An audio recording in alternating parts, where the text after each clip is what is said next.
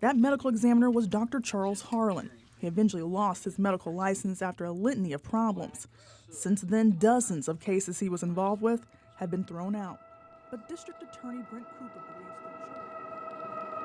the jury...